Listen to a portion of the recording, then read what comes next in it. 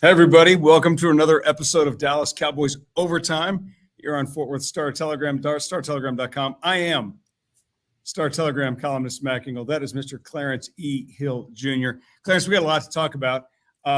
Unfortunately, it is not going to be Cowboy-centric because the Dallas-Fort Worth area had so many other things and has so many other things going on other than the Cowboys, who are now a couple of weeks away from making their first overall pick in the 2023 NFL draft. We will probably focus more on that next week.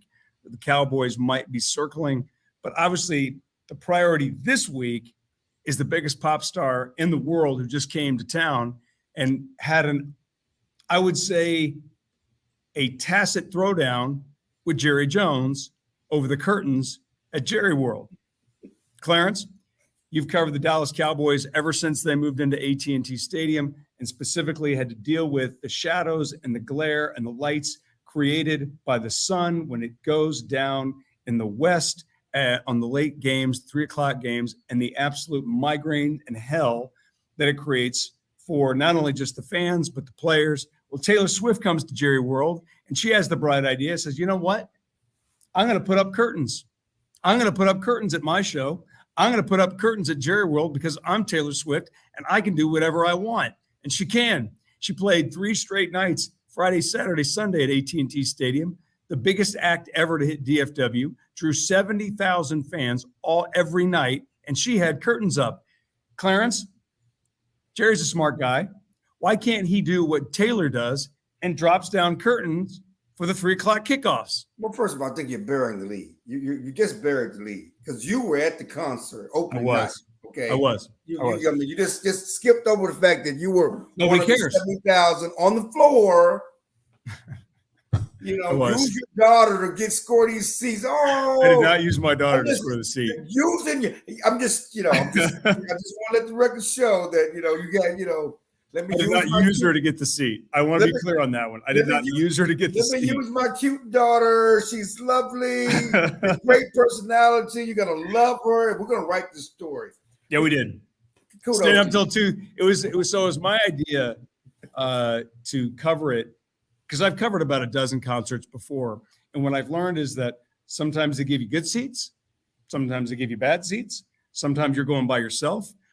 I've told people this story. The very first concert I ever covered was the Britney Spears circus tour at American Airlines Center. And I was by myself. Clarence, you've had dinner by yourself. You've gone to movies by yourself. You've done a million things by yourself, and you don't even think of it. It's not a big deal, especially now in the era of cell phones where you can sort of occupy yourself, and no one thinks anything of it. Going to a concert by yourself, especially a Britney Spears show, when you're a middle-aged man like me, that's weird. And it would have been 1,000 times that for Taylor Swift. So when they gave me 2, I'm like, yep, I know somebody else will take it. And we did a byline. We shared a byline together on the concert review. And it was a really good idea until like 2:30 in the morning. And she's half asleep and is really sick of it. But it was a fun memory and a fun moment.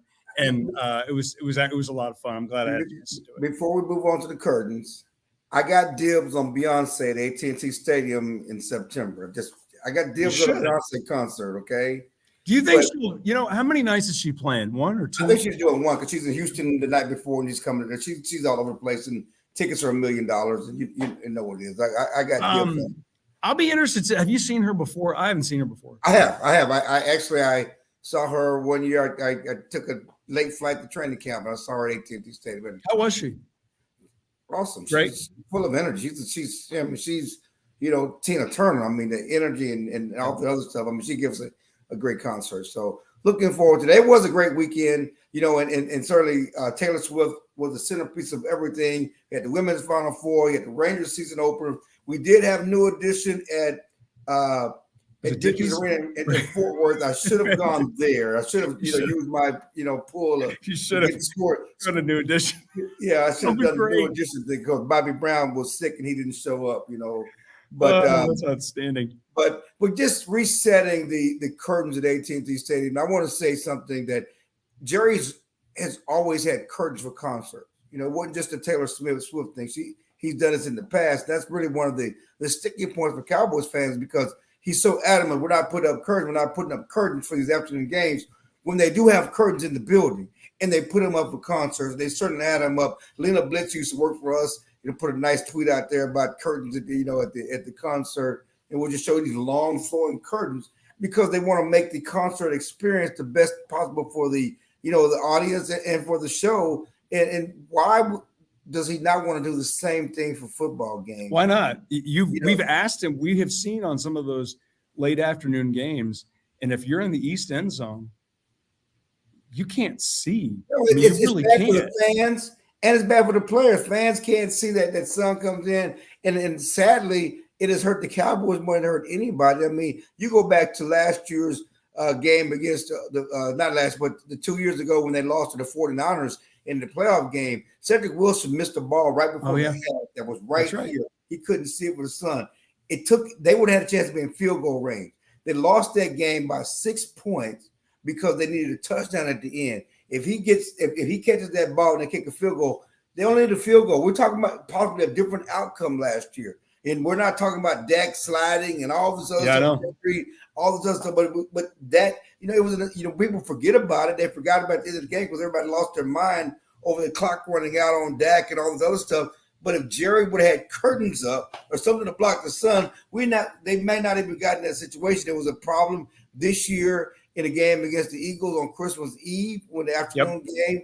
And Michael Gallup, couldn't catch a touchdown. They won the game. At the end, it wasn't a big deal, but it was a situation where Michael Gallup lost a touchdown pass to the sun, and Jerry blamed the coaches.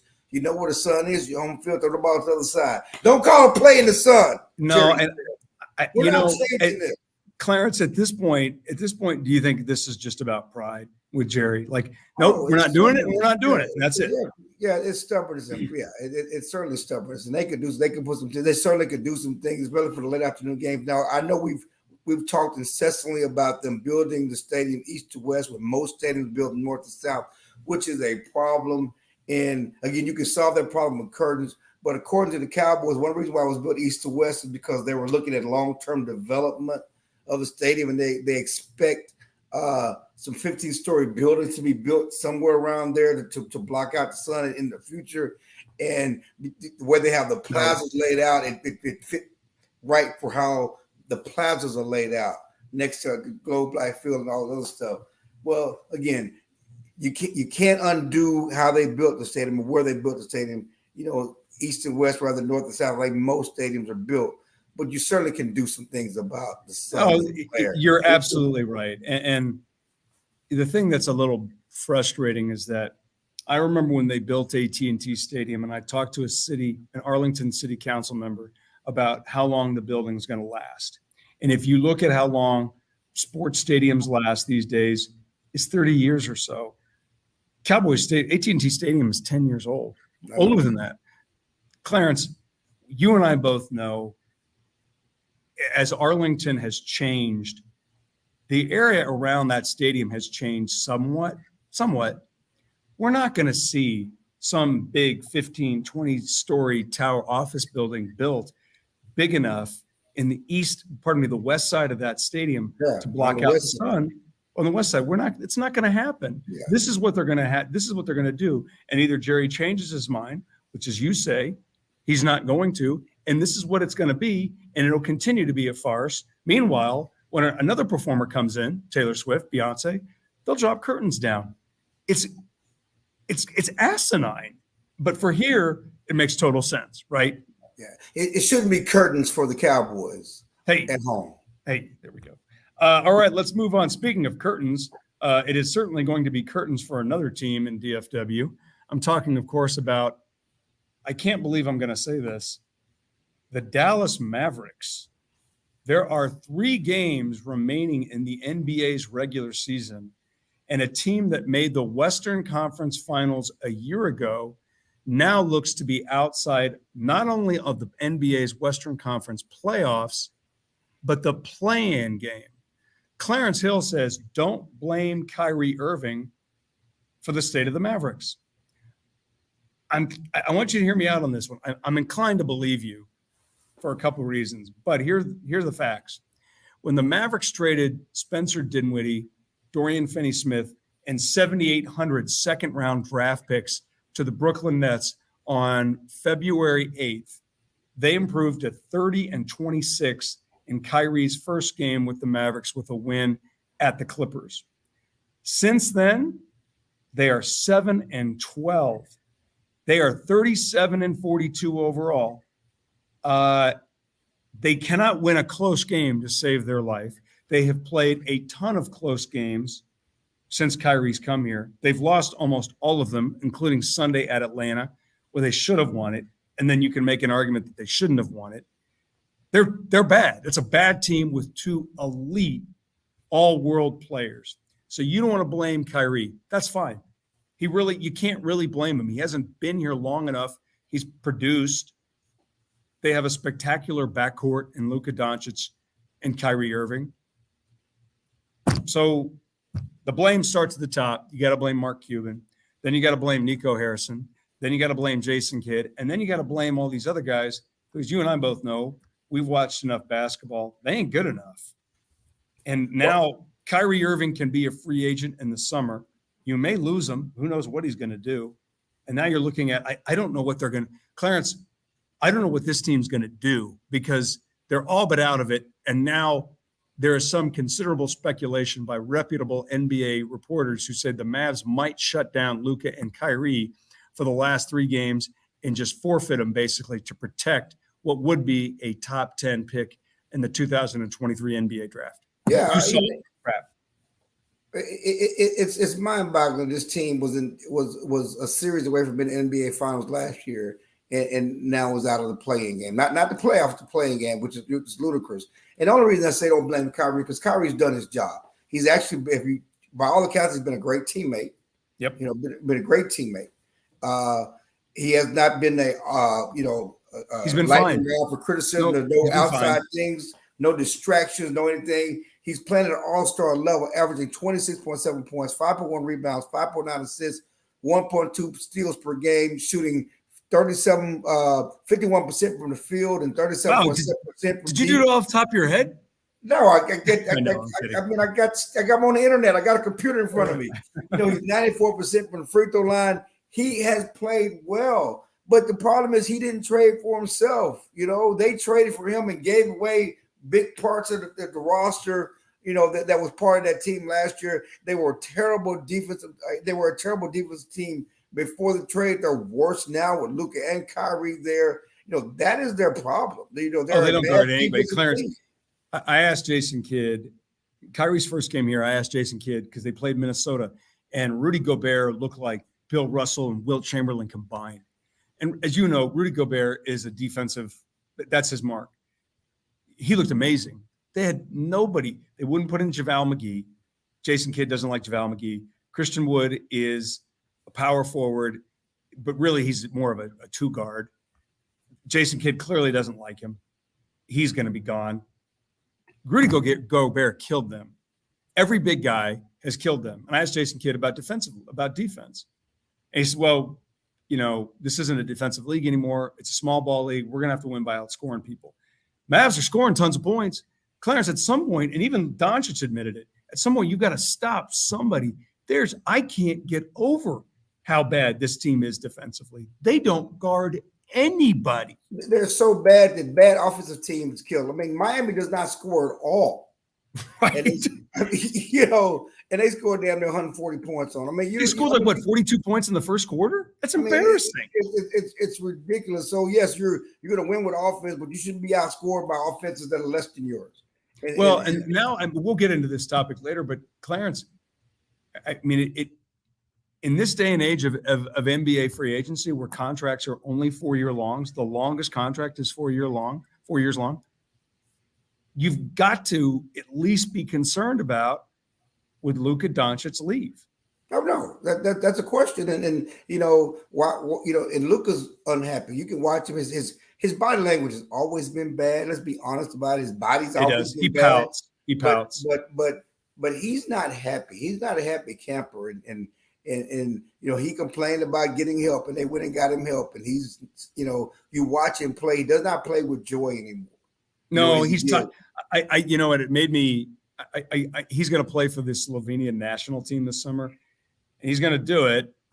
I think it's a terrible idea. I think of all the players that I'm watching right now who needs a break, this guy's at the top of the list. He looks exhausted. Yeah. He played last summer for the national team, and and that's great. You appreciate a guy who wants to play, especially represent his country, and that's awesome. But he falls on the floor a lot. I mean, you're right. He looks wiped out. Obviously, he had a lot of things going on in his personal life, a lawsuit with his mother over his trademark that was settled last year. But still, he just added up, and now they lose. All right. We got more to talk about here on Cowboys Overtime. But first, a word from our friends at Window Nation.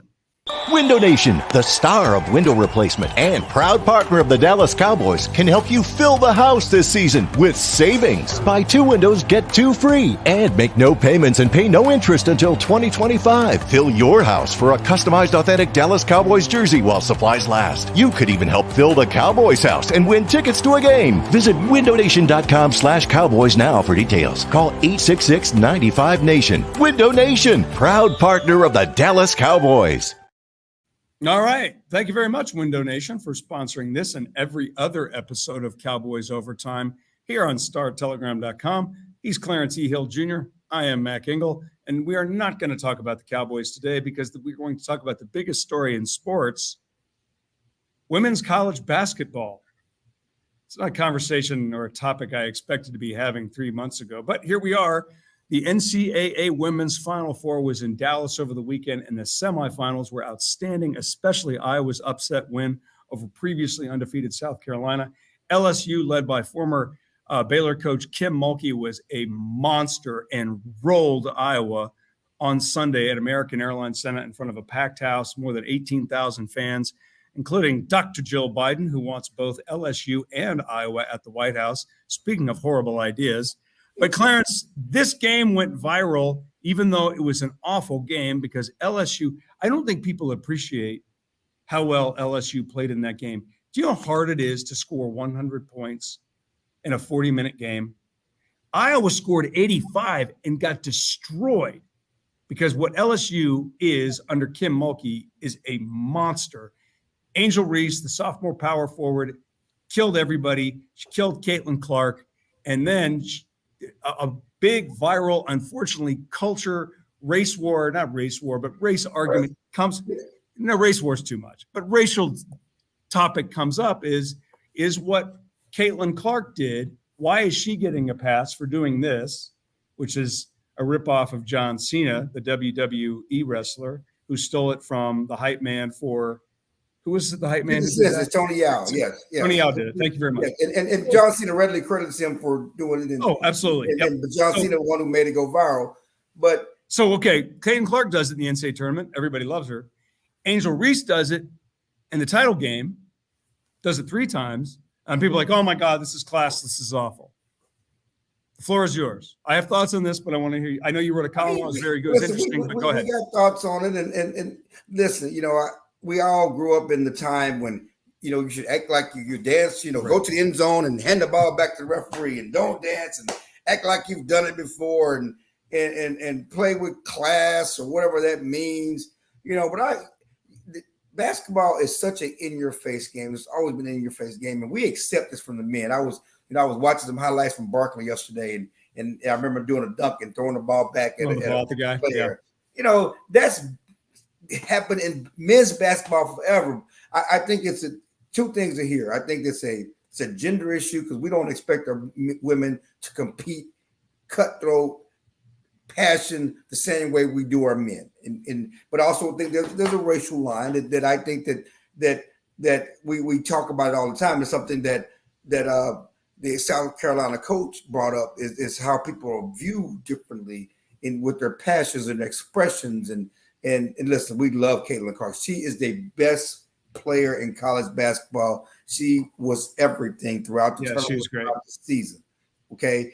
But she played with passion. She played with fire. She is cocky. She talks trash like Larry Bird out there. Okay. I was just going to say that Larry Bird, you listen, there are stories on YouTube that go on for days. Sean Kemp, Michael Jordan, Magic Johnson, they all tell stories about Larry Bird being the biggest trash talker ever. Yes. You know who didn't have a problem with it? Any of those guys. No. Not one. No. Not one. No.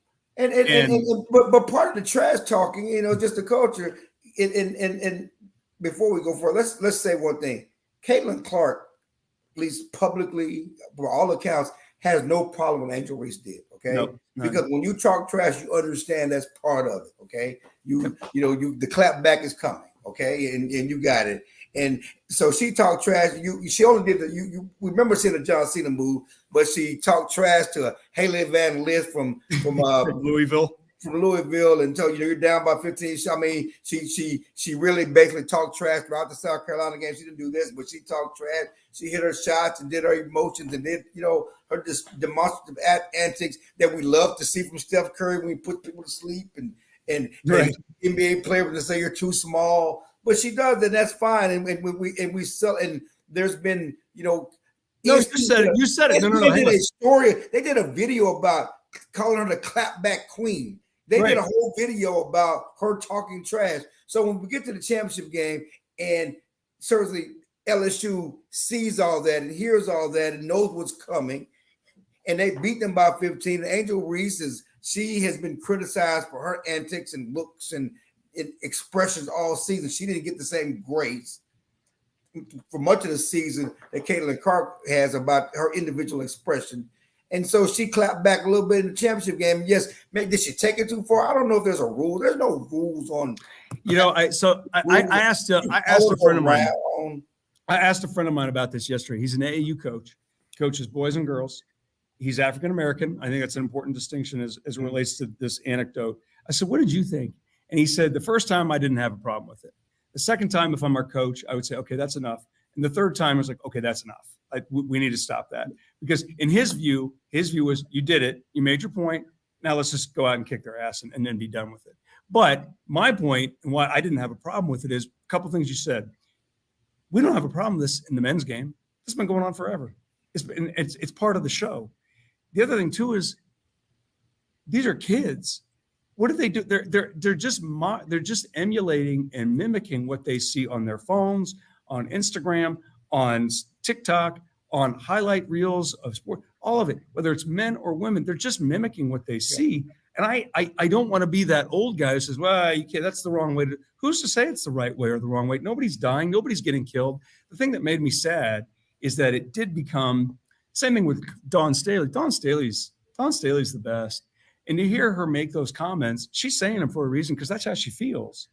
And if that's what she thinks and that's how she feels, then there's a reason for that. It's valid because coaches have said it. I mean, Gino Arietta said it. He talked. Gino said they said the same thing. Remember the same thing. Who was that that idiot talk show host? Don Imus. Remember he made the comments about Vivian Stringer's Rutgers team. It's the same thing. Right. It's 20 years later. It's the same damn thing. So black coaches and players have to hear that, and that's the problem. And the other problem is that you go back to Keith Olbermann. Why are you so comfortable calling out a 20-year-old and calling her? Oh, I know. Well, you don't. I mean, we're too comfortable just going. That's the internet. It's mostly the men that are doing this. I haven't seen any white pundits, women pundits do this. It's the men who just have this, who clearly don't watch basketball. Danny Cannell, well, I didn't see the Louisville game. Well, then why are you commenting? Well, and because you know what I mean. And says, well, now that I have context, I pull back. Both of them shouldn't have done it. Well, why are you going so hard the first time if you don't really understand? I'm okay with it. The backdrop of the whole situation. I'm okay with it as long as everybody knows. And I think the players, you said it. Caitlin Clark hasn't said anything. The players know. They play the game, and they also know this. Once the game's over, it's over. And chances are good they're going to laugh about it later. There was only one time that I can remember one athlete that I watched who I hated. And it was, he talked and he was dirty, and that was Bill Laimbeer. And that's from a different era, but Bill Laimbeer was dirty. Well, he played there. No one's playing dirty here. We're just talking. No, trash. Exactly.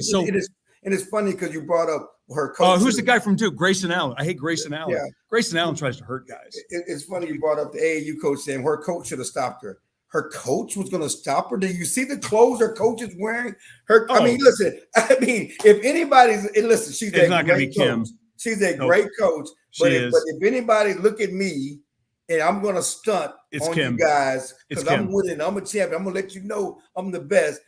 It's their coach. It is. And you know what? They get that from their coach. Exactly. You and I both know college players. And, you made a comment and I think it's really relevant because, when I talked about the TCU men's basketball team with Eddie Lampkin about people commenting on 20-year-olds, it's changed now because they're basically professional now. And that commentary, 20-year-olds. They are absolutely. But you know what? That 20-year-old's going to be in the NBA here in a year or two. Not because they're going straight from high school back to the pros now. That rule is going to be the one and one done thing's gone. So I kind of hear what you're saying, but at the same time, that's kind of what we do, and we comment on everything. Most people who are commenting on this, writing a column about it and going outside, but to go on Twitter, social media, and curse them and all this. That's I agree with that. That's two totally different. But things. and you said it, but I think you wrote it. Said it, and I agree with you. I worked in women's college basketball for a couple of years, more than that, several years, and to see where the state of a lot of the players are today and just the interest level. Look, they still got a long way to go. I see all these statistics, Clarence, and I'm like, as long as you are comparing the women's game against the women's game, where the women's game is in 2023 compared was to 1993, it's a smashing success because really women's basketball, I know it's really only been around since about 1985. Not everybody really invested in it until about 2000 or so. You had the great Texas Tech teams with Cheryl Swoops. You had some other special teams and other programs. But in terms of programs really trying to invest in it, now you're seeing these. Caitlin Clark didn't exist 20 years ago, that level of player. Cheryl Swoops was a great player. Cheryl couldn't do what Caitlin did. That great team in the 96 Women's Olympics, that's the best team that ever. A lot of those women wouldn't be on those teams anymore because the players are just better. They're just better. And I think it's great that we've had this much interest. And a lot of it is because of Angel Reese. A lot is because of Caitlin Clark, because of Kim Mulkey and her big mouth and her crazy outfits. And I think it's great. I don't have any problem. As long as nobody's getting hurt and no swings or anything like that, to me, it's great. And it's all part of the game. And you said don't compare it to the men's game. And I would say this, that's where the growth is because these women are household name. Paige Buckers from, who's been out the last 2 years for Connecticut, and she's coming back next year. She has made as much NIL money as anybody in college basketball. Yeah, it's great. You got Caitlin Clark. Angel Reese is just a sophomore. We know these names. I didn't know anybody in the men's Final Four. I didn't, and that's just the reality. Gino Auriemma has talked about that. It's I didn't know anybody. advantages. So these women, there's a growth there because most of the players, the star players, are one and done. These 4-year seniors who are transferred, which is great. They have great teams, but no one knows them. They're not. Most of them are not NBA star, NBA bound. They're just good college players. There's a growth here that the women's game has a chance. It's a viral moment, but we know these players. It's going to be more people watching the game next year. You just watch it. It'll be. We'd love to have Caitlin get a chance for clapback, her own clapback. Oh, I'll watch that. I mean, if any two coaches should sit down and say we need to play a non-conference game, it's Kim Mulkey and his coach at Iowa. They need to do it. Okay, sure. We've been chattering forever. We got one more topic here on Cowboys Overtime because we need to talk about this. The Texas Rangers are going to win the 2023 World Series. A team that has not had a winning record since 2016 opened the season with a sweep of the defending National League champion Philadelphia Phillies. Unfortunately, the Rangers did finally lose. They lost on Monday night against the Baltimore Orioles. Clarence, the Rangers are plus 16 in run differential, plus 16. Jacob deGrom didn't even have a good first start, right? He couldn't even get out of the fourth inning. The Rangers 3-1. Funny thing, and this is Twitter, because he could get out of the fourth inning. They're down 5-0. So I put up this tweet. Grand opening, grand closing, same old Rangers. Okay. Yeah. 2 hours later, they win 16-7. They scored 9 runs in the fifth or whatever else. Like, what the hell? Egg on my face, old tweets exposed. But these Rangers can hit. I mean, they can right now. It's still the concern for me is this. It is a good top heavy lineup. If they, for some reason, some of these bottom third of the order bottom third of the order hitters hit, they can be pretty good. I mean, that everybody knew coming into this season, they were going to have an issue in the bottom third of the lineup, but they're not right now. And they got Baltimore in town, then they go on the road. But I would say this: season's 1,000 games. Oh, no Who knows doubt. how it's going to play out? But you know what? It's good to finally be interesting. You got It's good to finally be interested National in the League Texas. champions, and you sweep them, and you just, I don't know when the last time the defending National League champion. I think they're 0-4 in Philly, but the three They of are. those losses to the Texas. Rangers, and you add in the rivalry between Philly and Dallas, and the Cowboys and the Eagles. had to feel something for the locals here today. Put it on Philly. All right. So this has been a lot of fun. Clarence, when Beyonce comes to town, you call me and I'll help you out. There you go. All right. Thanks, Clarence. For all of your Cowboys and sports coverage needs, be sure to check us out on StarTelegram.com. He's Clarence Hill. I'm Mac Engel. Thank you, Window Nation. We will see you next week on Cowboys Overtime.